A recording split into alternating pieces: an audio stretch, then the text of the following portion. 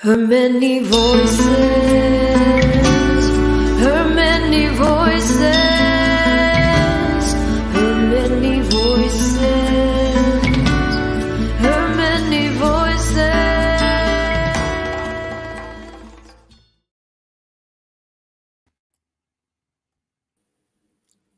Hello, hello. Welcome everyone to another Lunch and Learn for Harmony Voices. I'm so excited today to be speaking with Vanessa Jamison. Vanessa, thank you for joining us. You're welcome. You are currently the president of the board for Harmony Voices. And so before we kind of dive into our conversation about developing future leaders and mentorship and things like that, I'd love to hear how you got involved with Harmony Voices. Well, I've known Alicia for many, many years. We won't even say how many, but her vision and her dream has been part of the passion that has made me want to be engaged and involved in her many voices. And for years, her vision has been there. And so I said, okay, I'm going to step up and help. So that's why I became involved with Her Many Voices, because I believe in what they're doing and the importance of what they're doing throughout the world. You know what I'm also hearing you say, Vanessa, and I love this, is that you're also committed to Alicia and Yes. are so impressed with her personally and her commitment and vision and passion. And I completely agree with you. I think a lot of people involved with Her Many Voices are for that reason as well. Yes. Well, Yes. it's about leadership, and it falls perfectly in what we're going to be talking about. It's the ones who have the vision and the ones who really want to do something, and that's what's important.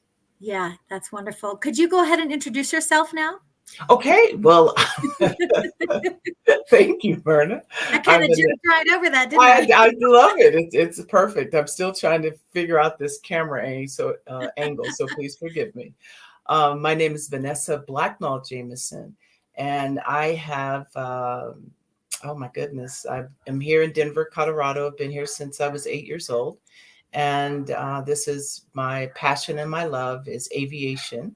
And I've been involved in the industry forever. But I've learned to diversify all of my thoughts and ideas being surrounded by beautiful thought leaders. And that's what I think of Alicia and the team.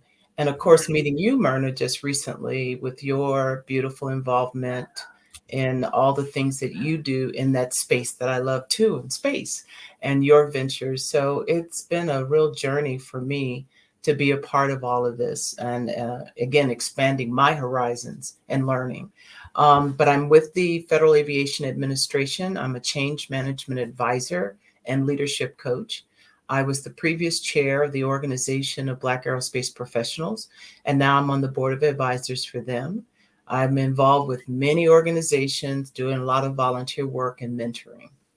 So That's wonderful. And one thing, yes, I was so pleased to meet you at the Wings Over the Rockies yes. launch party for the PBS show that I was co-hosting called Behind the Wings. That was awesome. Thank you. And so I understand that as the chairman of the board of the advisors for OBAP, the Organization of Black Aerospace Professionals, Yes. you were the first woman chair, right? Yes. Yes. Is a very big deal. And you know what I love about that? It's not about you being an African-American woman. You're not the No. first African-American, you're the first woman chair. Yes. Yes. It's a distinction. I think it's an important distinction. Yes, it is. I look at the organization. So the organization says who it is, but as the first woman and truly the first non-pilot Right. to The run the non-pilot person, organization, exactly. the And non-pilot that was an exciting opportunity. that says so much about you as a leader and who you are, you know. So yeah, that's great.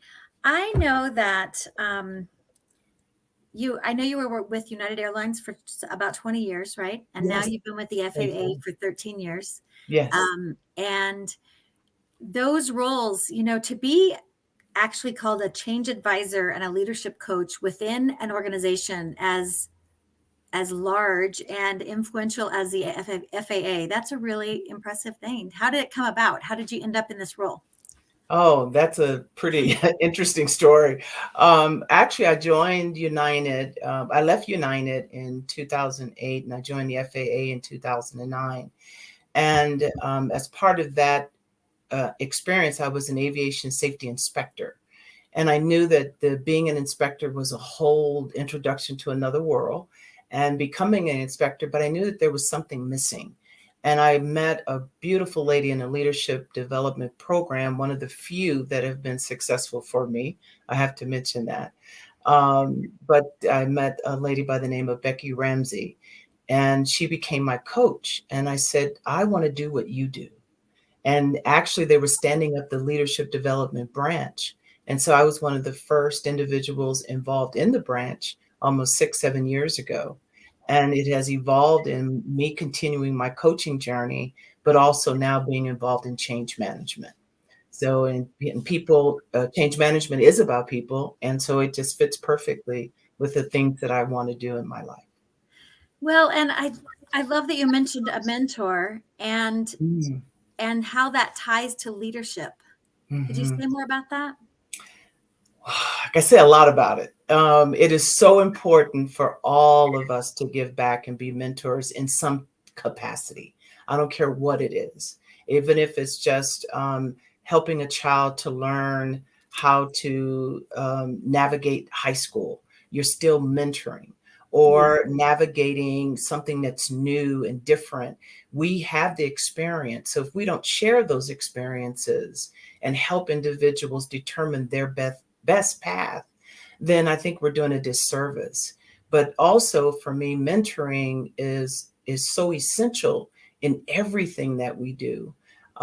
As a matter of fact, we attended a dinner at the Blind Institute of Technology on Saturday, and I met some of the most phenomenal young people at that table. And I've already connected with two of them, and my goal is to mentor them in some capacity. I don't know what I can offer at this time, Myrna, but That's it's just what's important for us to give back and to help them, because they are truly a cliche, but they are our future. So we have to make sure that we're invested in them. Yeah, all cliches are that because they are true, right? Every cliche is a cliche because it's truth. Um, you know, the way you phrase that made me think of it's so easy to become a mentor because really it's just having our eyes open to see the people around us who might need help, who might Yes, need something. And we yes, know we can fill that, even if it's something very simple. It that's probably means a lot to them, you know. right. Um, and so it's easy. It's really easy to do that. One thing you said on your Aviate podcast was Okay. that really struck me was that the mentors don't have to look like us. I think No. that that's really powerful for me, even, for us to think about that because it's true. People of all ages, all like you said, there's Mhm. these young people, but they don't necessarily look like you. I love thinking that through and being aware of that. I think I've had the idea that my mentors needed to be women. I mean, I Yeah. just wanted them to be women, and Yes. it's not even true. No, it's not. Yeah. I think we have to get past that, because as adults, I'll use that, as adults, it's so important for us to understand that a young man or a young woman, their needs may be a little bit different, but the conversation may be the same in whatever they're trying to achieve or accomplish. So it's just a matter of listening and understanding what their desires are, and then help them navigate. Because what, and you asked me this, and I just thought about it, Myrna. um, I didn't have mentors. My mother was my mentor, right? She ensured that whatever I needed, she was there to give me that support. Many people talk the talk, but it's walking it. And that's what becomes important. And so mentoring, that's why I place so much value on it, whether it's men, whether it's women, it's just being able to lend that ear and help them navigate that journey. Yeah, yeah, definitely. And with the power of listening, um, I think the older I get, the more I realize that there really is so much miscommunication in the world, right? Yes. And we're not really listening often. We're planning our next question or, and part of that is, in order to not have misunderstandings, we have to not assume, right? I Correct. think often we listen and we think we understand, and then we move on, but we actually didn't even understand what was being said. Right. We're too busy problem solving and solving the problem. That's Yeah. what we do. It's innate in us to have a solution. But instead, if we come in, this is part of coaching, but if you come in and you really listen, you now have gained a real asset, because now you're really you're present with the individual that you're talking to. So you really are engaged. And Yeah. if we could take out our biases and our judgments and all the other things associated when we see someone, it's so important to just be there in that moment, in that space with them. And you'd be surprised what we can learn, what we can gain from that conversation. But it's hard to do. It takes Yeah. practice. It Yeah. really does. And it's another good point that we're learning, mentors are learning from the mentees as well all the time. Yes. We're always, if we're open-minded Yes. and open-hearted, we're always learning from everyone. We can anyway. That's right. That's Yeah. right. And that's the beauty of it, because like to say it keeps you young. Well, it really does, because you're always engaged and you have to kind of learn the language. What's the latest? What's some of the jargon that's being stated? And I'll ask the question because I'm curious. Well, what does that mean? Or how does that, do I have to look it up to determine what direction you're going? So yeah, it keeps you young, and it also keeps you engaged. Right. And being curious is it's a beautiful asset, and it's a beautiful way to approach the world. And the opposite of being curious is judging, right? Being Yes. judgmental. Yes. And so I think we often judge too quickly and too soon because we weren't curious enough to ask more questions, Absolutely. Yeah, Totally agree. definitely. So I have a really kind of strange question Okay. that we have not discussed before Okay. in I'm our just trying to prep get this call. camera right. Go ahead. You know what? It's actually kind of specific about the FAA. What can Oh, you share with us about the rise of drones and how so many people are now flying drones? And, of course, the FAA is keeping up with regulations to make it safe and also make it safe for aircraft. Can you just speak to that a little bit?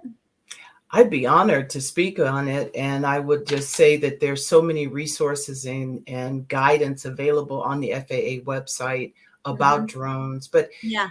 drones have been around for quite some time, believe it or not. And you're right, it's the new facet of what's happening, and it's a new technology, and we're seeing it before our eyes.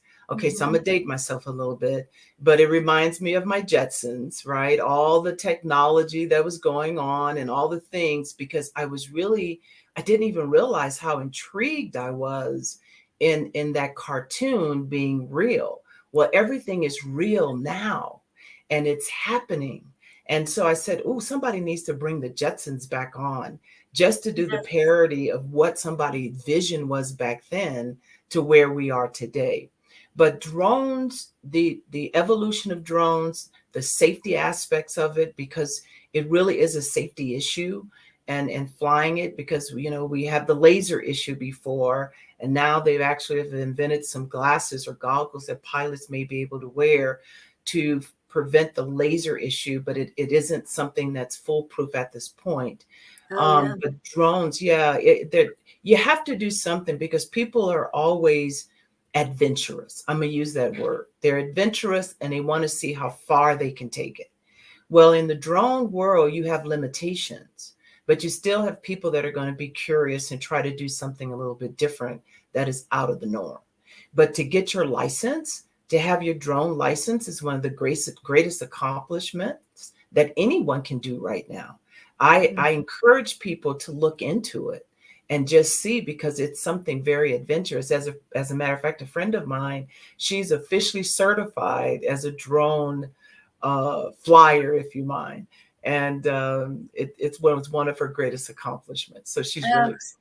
Yes. That's great. I just I'll mention a quick shout out to my friend Jason Sansusi, who has launched a company to train neurodiverse people how to become drone pilots Yes. and help them get their license and then place them into work. It's similar to the mission of the Blind Institute of Institute. Technology, where Mhm. they're training a certain population of people that Right. don't typically, they're considered different, Mhm. and but helping them get these jobs and literally taking them all the way through to job placement.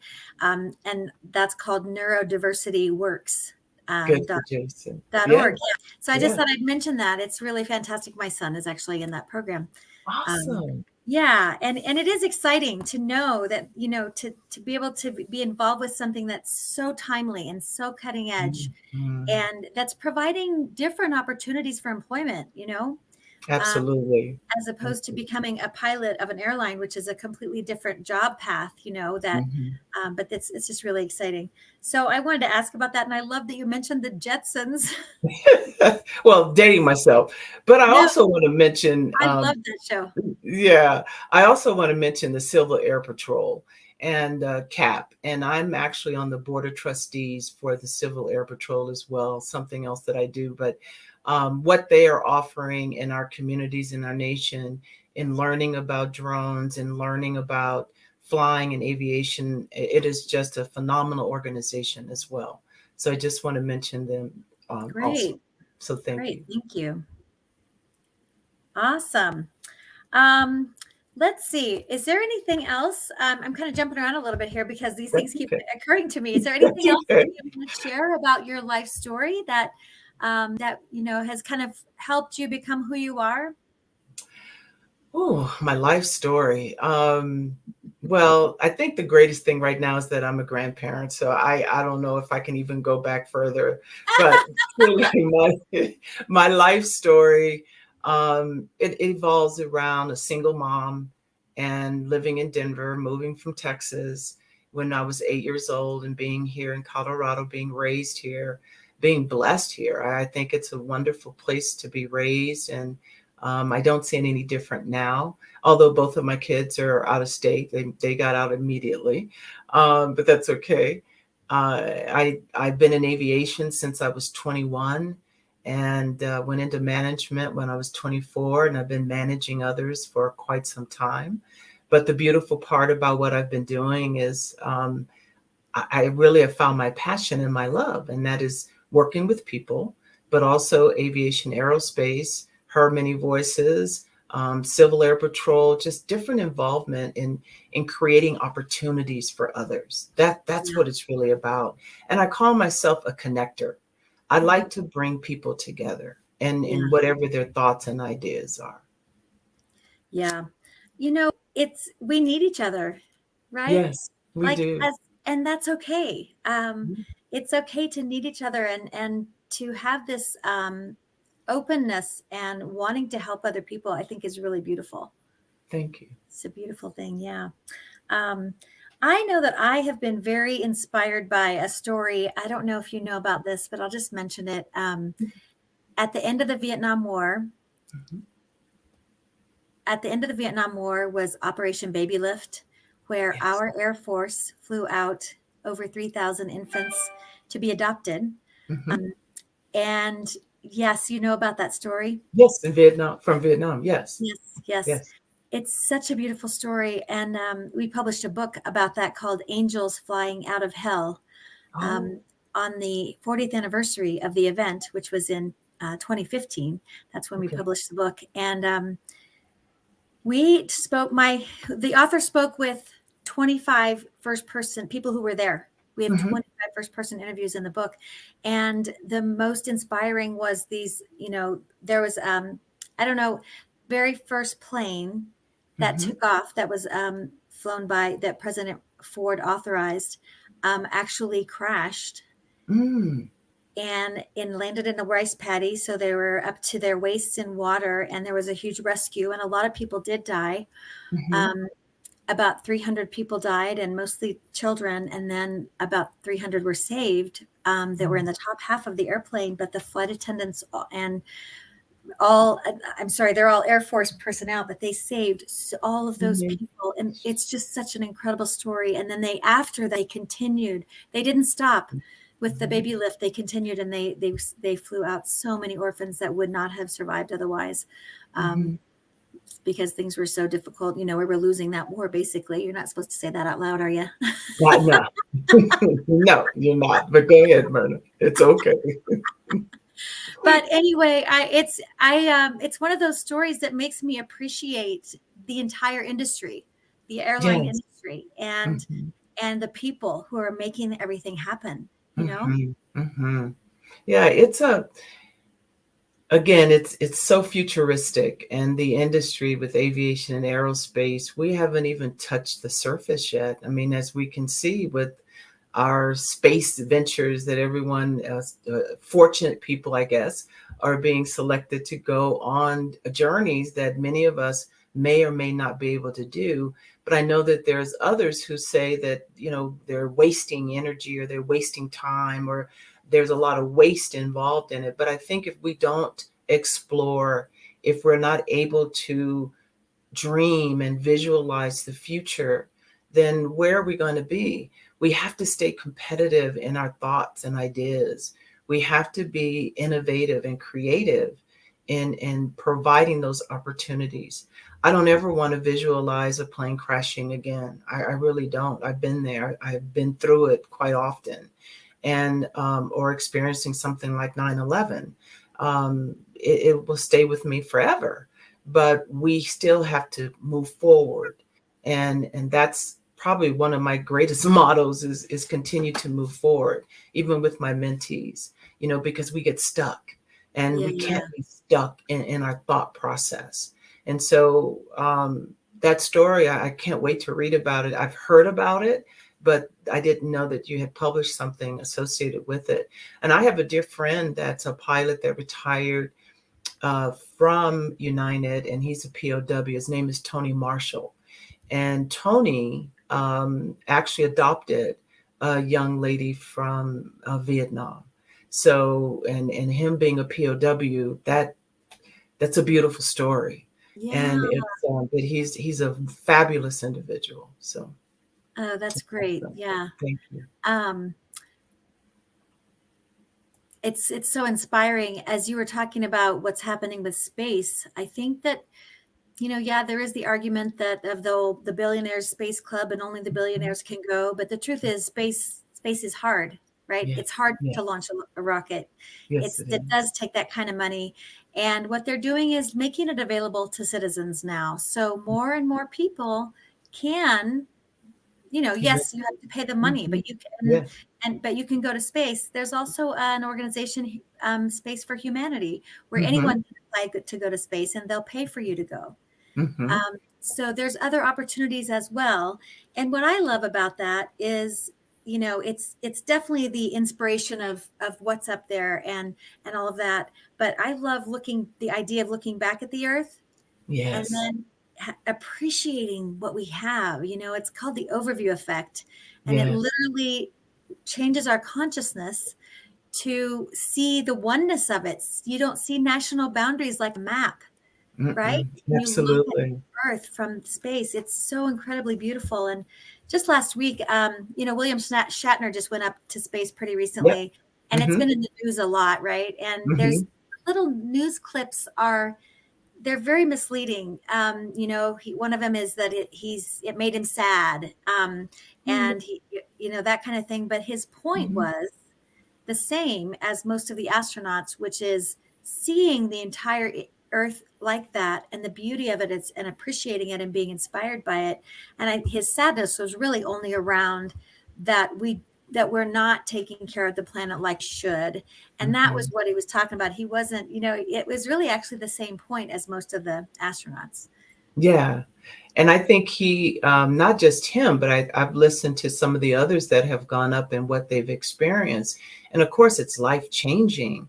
But when I think about even just flying, and you're looking over the earth, it's so surreal, because we have that opportunity to see something from above where we are. We are in the clouds. We're we're there. And even if it's a cloudy day, you know that the sun is shining above the clouds. And so it's all a perspective. It's all the way we look at it. And I think if more people had that opportunity to look at it from that perspective, then maybe we would be more open to talking and to not be judgmental in those things, right? So And it's just, but it's creating the opportunity though. That's my issue. right, Yeah. right. Yeah. Yeah. That's so true. I love that. I agree that changing like it's all about our perspective for everything in life, right? Mm-hmm. Yes. Everything. And if we can Everything. shift it, then we get Yeah. a better view, a different Just a view. And little. to me, it's Yeah. like expanding it back. The overview effect is a good example because the whole point is when you can zoom out, Mm-hmm. see the whole picture of whatever it is, Mm-hmm. or more of Mm-hmm. the picture, that's Yeah. when you have these shifts in consciousness. And I actually draw the parallel to my trip around the world. When I was traveling around the world for a year by Mm-hmm. myself many years ago, I came back fundamentally changed, you know, Mm-hmm. because I Mm-hmm. had just experienced so much, so many, people of all over the world. I have friends of Yes. every race, religion, creed, Yeah. and appreciating different cultures and realizing that guess what, where I live is not the center of the universe.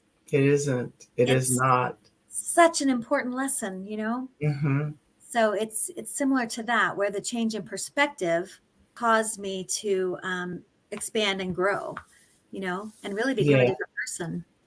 Well, I think also the opportunity that I've had in flying or being in aviation has afforded me something that I probably would have never, ever seen or do because I've had that same experience.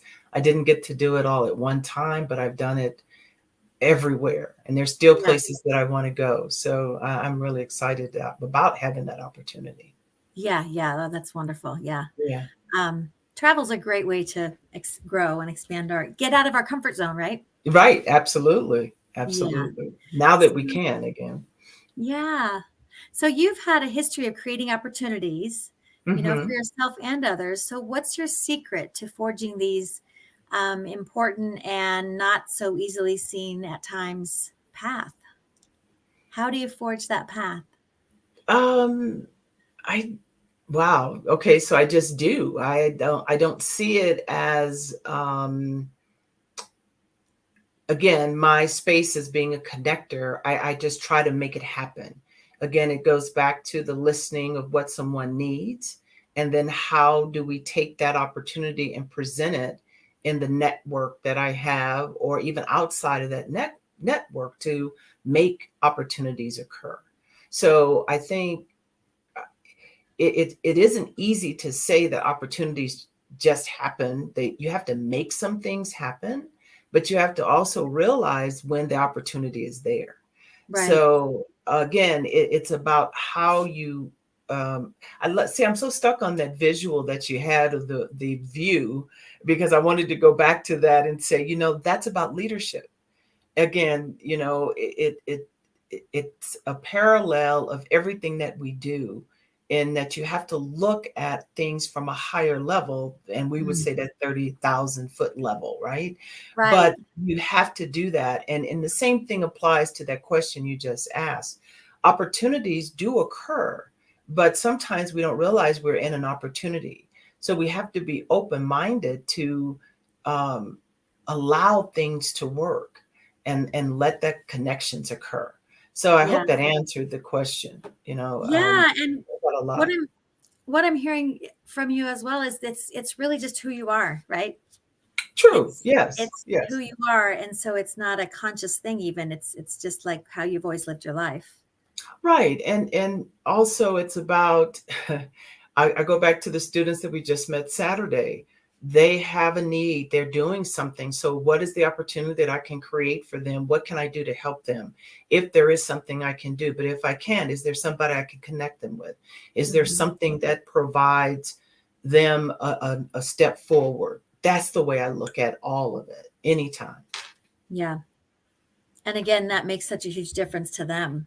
Something Yes. small to us can make a Big. very large difference to them. Exactly. And Yeah. again, it's listening and it's following up and following through. Again, we all talk, but are you action oriented? And that's what's And important is your actions. doing what you say you're going to do, right? Absolutely. Be your Absolutely. word, as they Be your say. word. Exactly. Yeah. Yes. It's important. So I love this phrase that we talked about before. And tell me about you being fiercely independent. I love that. I'm the same way, and it comes with good and bad parts, I think, is at least in my life. But tell me about that. Well, it's so funny when I said that, I didn't even realize that I was saying it, but I am. And I know my husband would definitely agree with me. I've always been independent. I have always had my own thoughts, ideas, although I felt I had to follow the norm. And I think about my son because he's never followed the norm. So I wonder where he gets that from. But it is important to be able to believe in yourself and understand that this is one opportunity, this second, this moment, this present moment that we're in is the greatest gift that we have. So I I don't want to be dependent on anyone else. I don't want to rely on something else to move me forward, to move me to the next space. But I have people, though, in my life that help me to move forward because they listen or they're supportive. But I know that I'm independent enough to make my own decisions. That's where I'm talking about. Right. That's where I say fiercely independent.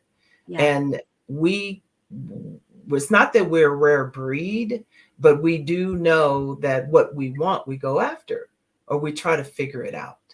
Yeah. And but you need good sound advice or advisors to help you on that journey. And so I'm willing to step back and listen, because that's what's important also. So that's all connected. Yeah. And there's courage tied up in that. Oh, yes. You know, Yeah, a lot being of willing to take a risk, life is a risk. You got to courage be and willing to strength, take right? it.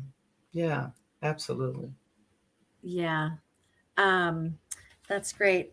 So I saw that you attended the Leading Ladies of Aerospace Global Summit in recently, very recently. Yes, yes.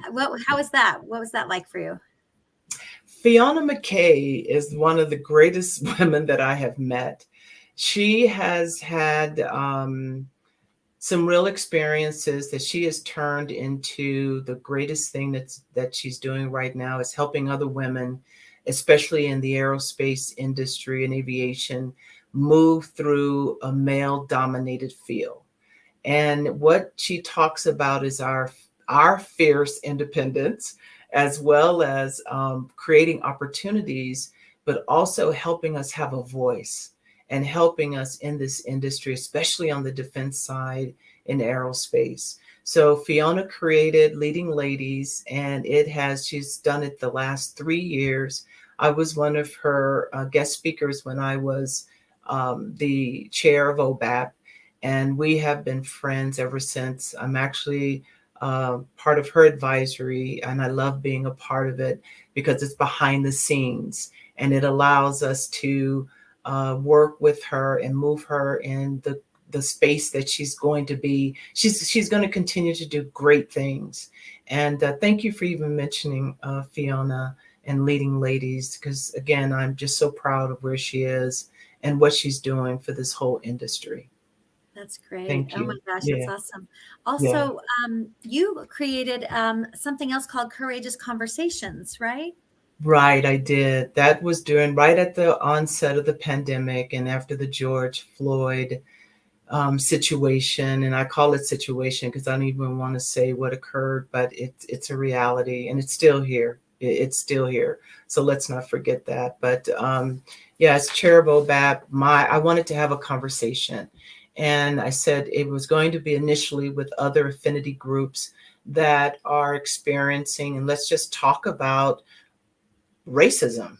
Let's just talk about, I won't say police brutality, but the enforcement of how our police have changed from where they were. Because I remember back in the day, we were really scared of them, but they talked to us. They had conversations, so we were able to communicate.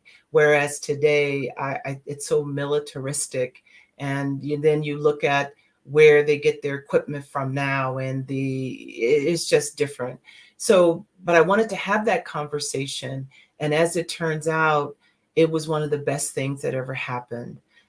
We wind up having 5 different series on it, bringing in industry leaders as well as other affinity groups, the military, and just having a conversation about the current state. And at that time, of course, it was just George Floyd and how we are moving through this space. And it was a difficult conversation for many because people didn't know how to have the talk. They didn't know. Well, they would say, how can I support you? Well, it isn't supporting me. It's just talking about what's happening in our world. It Yeah. is real. This has been going on for years. Yeah. And this just happened because a video was there to create, again, the opportunity. And Right. if it wasn't because of that video, we still would have not known. And so now it's video everywhere, right? And we've got names for it. We have all these things, but Yeah. it doesn't change the situation. It doesn't change what's happening right now as far as us not being able to communicate and work with police and the brutality that exists, not just for minorities. It's everybody, I believe. Well, but it's worse for certain populations for sure. I mean, Absolutely. No, there's no question about that. and it I'm kind of not, gets, yeah, yeah, I just want to acknowledge that. And it gets back into the psychology of the other, right? Of seeing someone and thinking correct. they're different. And therefore we are, that's how our minds work. Um, Hmm. Unfortunately, but then the more training you have, the more, like we said, bigger perspective, friends of every race, religion, and creed, right? Those Hmm. things really do change the way that your psychology works. And It does, yeah. unfortunately, a lot of people don't do that. We tend to be still surrounded by like people who look like us and who generally are like us, but it's to our detriment, I think, as a society. Absolutely. But I think also that when again, it's another phrase, but when you see something, say something. We can't keep walking by and not say something. Mhm. If you see somebody that's talking to someone like they're crazy, it isn't a video moment. It's in a moment for you to step in and say, hey, what's going on? But we're afraid now because people are very different. Mhm. Things are just different right now, but we have to speak up. We have to be advocates for ourselves and for others. Definitely. I have a lot more awareness around, white privilege, I suppose, is what it Yeah. is, right? Like Yes. before all of this last few years, I just didn't really even think about it. Sure. And now Absolutely. I'm noticing the times when I'm in a situation, and I know if I were a Black woman, it would Mhm. be a different situation, or a Black man, or whatever. Yeah. And that Well, awareness. let me tell you something very relevant. And you talk about the white privilege. So I won't name the store, but I was in a store Saturday, and I had just come back from yoga, and so hot yoga, as a matter of fact. So I was a hot mess. My hair was all over. I had been sweaty, but I was on a mission because I was looking for some shoes. And so I go into the store, and I know that I wasn't in the greatest presentation, if you mind, but I actually found 2 people following me. That was Saturday, Oh and my goodness. that's here in Colorado. Meaning to make So sure you weren't stealing something. absolutely, and I didn't even have a bag big enough to steal anything, but I guess people have different ways. But it's do you know what that's like? Do you know what that really feels like? No, you don't. You don't. This has been going on all of my life. If you don't look like it, it's that. And I had someone even ask me, well, is that your perception? I said, baby, this isn't a perception. This is a reality. Yeah. It's a reality. And And so I if I can't. can talk about this at 68 and 67, don't let me give my age. It'll come up soon enough. But 67, and I'm in a store, and I know 2 people are following me, that is the real world. That's the real And world. and that your life experience is that that's happened to you your whole life. Correct. I Correct. I and I have no way of understanding that really. Absolutely. Absolutely. It's really important for me to think about that and realize that. But that's And the opportunity we have to talk about it. And you said, wow, I haven't experienced that. Well, come with me sometimes, maybe. It may be a little bit different, yeah, but even just step back and watch. It's disheartening, but that's why we have organizations like Her Many Voices, to have the voice for those that can't speak, and right. to do the things that we need to do to help people to overcome all of this. The first thing that came to my mind was this prejudice, but I just think sometimes it's also um, not willing to change. And we have to make change important and relevant. But that's why we have to speak up. We Yeah, need more advocates like you and others to say what's happening. yeah, definitely. And we have a comment here. And this is why we are so grateful for leadership like you, Vanessa. Oh, thank you. I appreciate that. Yeah, absolutely. We definitely need more awareness um, by everyone. You know, Right. it's it's important. If you don't mind, we're on the topic, and it's a really important topic. Okay. Can you share with me? I mean, there's so many phrases that are almost taboo because they mean things, but they don't mean things, right? Hmm. And people have visceral reactions. But as you said, we need to talk about these things. Right. Yeah. Will you share with me your thoughts on critical race theory? Well, yes, I will. My thought on critical race theory is, what the hell is it? And where did it come from? And why did all of a sudden this become even a topic? How do we not learn about different thoughts, ideas of the history of ancestors and education of the civil rights movement and people? And I once again say, it's 1968. This wasn't 200 years ago. Right. It's recent. It is something that, and now we're still in the position of fighting for our right to vote, fighting for gerrymandering, and understanding that they're taking away our districts. And if people don't realize what's happening, then we have some serious, serious concerns. So critical race theory, I know that it is a term that has been adopted and used to make our issues, I believe, an opportunity to be debatable. And that, and what I mean by that is, you use a term and it becomes the term of the day, and now we can use it in our debates to say that we can't teach our children how to, we don't want them to feel guilty about the past, or we don't want them to learn about these things. Well, the guilt starts at home. It isn't about what's in a book. If they're curious, again, if we're curious about each other, and if we would open our hearts and open our minds to being curious, then we can figure this thing out. But critical race theory is something I'm not going to go on the academia side of it, because I'm not an expert in it. But I can tell you that it's used as a weapon.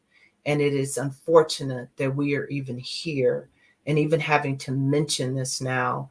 And it's disheartening for me to know that there are certain books that are being banned in our nation that the kids can't read about. Um, First, we got to get kids to read, you Yeah. know? And if we I get them to agree. read, so maybe it is about something that's a little controversial for them, you Well, know? and it's the truth matters, right? The truth Yeah, matters. yeah, And to not allow certain things to be taught right. is it's just doesn't make any sense. I do think there's age appropriate things, Absolutely. depending There on are. how old the child is. And then it's also somewhat of control. It's about Yes. controlling the narrative, Yes. right? Whoever owns the Yes. narrative has a lot of power. Um, Exactly. so it's control and power as well. I will read this definition here just so we have it on here. It's critical race theory Okay. is a cross-disciplinary examination by social and civil rights scholars and activists to explore how laws, social and political movements, and media shape and are shaped by social conceptions of race and ethnicity. And that's Mhm. sort of an official academic definition. And in reality, these things are always a little bit different, right? Yes, and I appreciate that definition of it. And again, it's not one that I feel I am not necessarily equipped to talk about it from again the scholar perspective, but I am, I know what it means in our schools, and I know what it means in people turning what it's supposed to be and turning it into something, again, like as I said before, as a weapon to use to make changes that are not beneficial, I believe, for a world that is so different than what we have right now, you know. And the numbers are going to take care of itself. You can only have so much control, and people are going to grow and they're going to learn no matter what. It doesn't matter. They're going to learn. So, Yeah. yeah. Yeah. You said the word disheartening a few times, and I think I Mhm. agree with you because, I was where we've been talking about race issues, of course. Mhm. And when I was in college, I also studied women's studies, and Mhm. I was such an optimist around women are, we are almost equal in our society. We are almost at equal pay. We are almost there. Of course, this is many, many years Yeah, ago, of course, of course. but, guess, we're not. We're No, still not even never close have been. to Mhm. equal pay. And so I think that, the reality is on both issues, women's rights and, race relations. And I mean, we're not there. We have so far to go. And in this case, maybe in both cases, I don't even know about the women's rights part, but certainly with race relations and the things we've been talking about, critical race theory and police issues, it's gone backwards. It's Yes. gone the wrong way. Mhm. Mhm. And that, And the only thing that I can really add to that is, although we know it is going the wrong way, again, we have to be the advocates. We must be the advocates to speak up and speak our minds and continue to advocate for others. I use that word kind of loosely too, but I really mean it with all my heart, that advocacy is just as important as mentoring, because in a way, advocacy is mentoring too. mhm, But it's important that we stand up for those who may not have a voice, and that we do understand that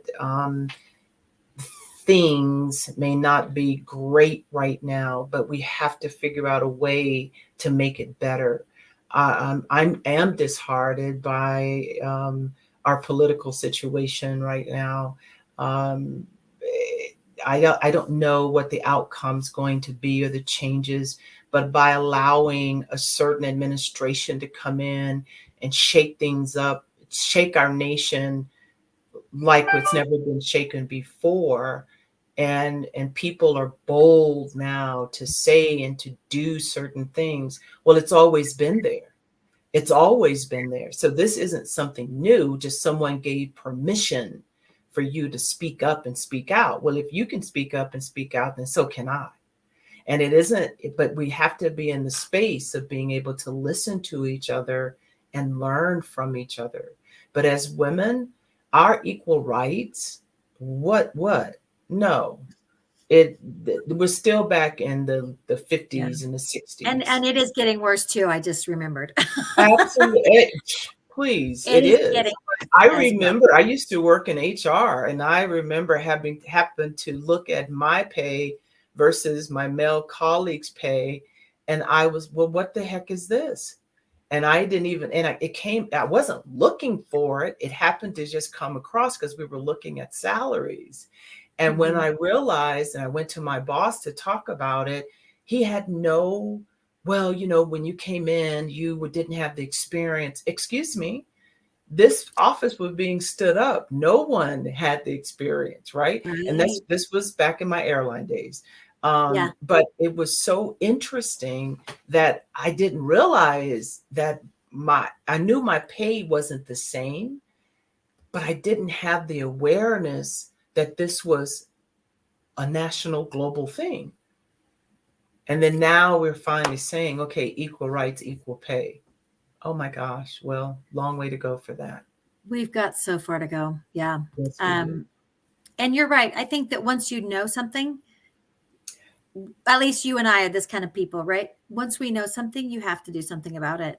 Absolutely. You know, Absolutely. it's a responsibility. I help my mentees ask for the raises and be bold and not and it's not being afraid, but knowing when to ask and how to ask, and knowing that the time, and then when they're presenting their individual development plans and that IDP, and making sure that they are putting in salary and things of this nature. So it's strategic, but it's Yeah. important that they know that, because many young ladies, they have no idea. Yeah. We're so happy to graduate from college and get that job. Yeah. Right. Well, stand Right. up for your rights early. Definitely. And how would they know, right? No, who's telling Without, them? Who's teaching yeah. them? Yeah. Exactly. Yeah, we have a comment here. It's a real challenge to bring people together when we can't talk about the facts, the actual facts, right? I just feel like I'm saying constantly, the truth matters. I feel like I'm saying it all the time now, Exactly. And there's this divisiveness. The whole society is divided on all these other issues, and it's I really love that we need to bring people together, right? There needs to be this concerted effort, like we're doing here and in lots of other places and organizations. But it's so important to realize that we as humanity are underlying. We are all the same. That's right. We I love this. I'm getting so much more involved in the diversity inclusion world. Mm-hmm. Carol Carter, who is the founder of Yes. Global Minded, is Yes. just amazing. She has kind of pulled me in the past year or so, and I couldn't be more grateful, because it's making me a better person, right? Mm-hmm. I Mm-hmm. literally, I mean, my son is, as you know, adopted from South Korea. Yes. He also is autistic. And Yes. so I've certainly had this view of the world, that different Mm-hmm. is not bad for Mm-hmm. many years. Mm-hmm. But I'm now it's just really sinking in at a deeper level. And it's just so important to realize this underlying thing. In fact, the first place I really learned that was during my trip around the world. When I Mm-hmm. met people from all over the world, I realized, oh my gosh, they're not different from me, actually, No, right? We not at all all. want enough food to eat and feed our Mm-hmm. families. We want Mm-hmm. security. We Mm-hmm. want the same things, basically. Yeah, it's no different. So It is no different. Mm-hmm. yeah, we actually we have about 6 minutes Oh, left. we Please, do. Okay. if anyone has comments or questions, please type them in the chat, and we would love to pass those along. Have Vanessa answer them. Okay. Yeah, I should have said that sooner. I'm sorry. It's I was okay. just talking We were away and I so missed. engaged. Well, we've been engaged, and I appreciate that, because it's from the heart. I did want to say that it is important when we look at the worldview, as you was talking about, just being more open and understanding where we are. But that worldview, it is so small when you think about it, because we all do really want the same things. And that's why we have to be more aware and conscious of those things, those needs, and knowing that first you got to take care of yourself, then we can take care of others. But it is my belief that it's always a higher power, higher being, and that helps us in this journey. So I am very spiritual, and I'm growing in that journey as well. So I know that whatever God has planned for me, it will happen. And that's my journey. This is part of my journey. Yeah, yeah, that's wonderful. And that, I know before we also talked about, I'll read that here in a sec, before we also Okay. talked about self-love, the idea that all of us have insecurities. All of us have self-esteem on at different levels, right? And that as we Yes. grow and mature and invest in ourselves and maybe becoming more spiritual has something to do with that too, right? And believing in a Yes. higher power possibly is true for Yes. me as well, that we are able to truly love ourselves in a Mhm. different way that makes us, as you said, that's taking care of ourselves. Right. It's a Mhm. foundational element that before we get there, it's hard to do more for others. Absolutely. Yes. Yeah. Do you have that airline joke about put your mask on first, put your oxygen Well, mask and on? but it's so real because Not a joke. you cannot help the person, your child, or anyone sitting next to you until you take care of yourself. Yeah. And it's Yeah. just very real. It's It's a very, good very real. analogy. Good and Yeah. that always a good analogy. Absolutely. Yeah. And Aisala has said, if you Okay. want to put that back up, she said, I'm constantly inspired by what Vanessa brings to the conversation and the work. Oh, And Aisala works with you with her many voices as well. So thank you for that. thank you. Thank you, Aisla. She does a great job. Absolutely. She's our strategist, and she is doing a fantastic job too. Yeah, So thank you. absolutely. Um, well, is there anything we didn't cover? You know, sometimes we have a wonderful talk and then there's something big that I missed. I don't know. Is there anything we didn't cover that you'd like to share? I'm sitting here thinking, no, I just know that we have a lot of work to do, and I look forward to working with you more and getting to know you more. I'm so excited about Her Many Voices and the journey that we're on. Licia has a lot of vision and some work that's being done in the hemp business, and I know it's going to be successful because she's about creating that sustainable environment and helping others, especially her work in Haiti and all over. So, and here we are again talking about Haiti, right? It's amazing. And now we've Puerto Rico and other places. We have so much work to do. And I think that by great leaders, we will make it occur. Not just leaders, but the doers also to support. So I'm excited about the future, and I'm excited about being a grandmother. So thank you. That's wonderful. And it comes back to the heart, doesn't it? It comes back to Yes, it family, does. family Everything and love. starts with the heart. Yes. Yeah, yeah. And I'm glad I Everything. mentioned my son in there somewhere, you know, his name is Yeah, PJ. right. It's going to It's be fun. there no matter what. That's who we Yeah. are. And we own it. Definitely. So thank you so much, Vanessa. I really enjoyed this. I hope everyone Thank enjoys you. listening. I'm sure they will, and that they're going to be inspired by you and your story as well. Here's your LinkedIn link with your background there, and so if we're on for a minute, we'll close our show. We're exactly on time, and Okay. thank you so much. Thank you. Appreciate it.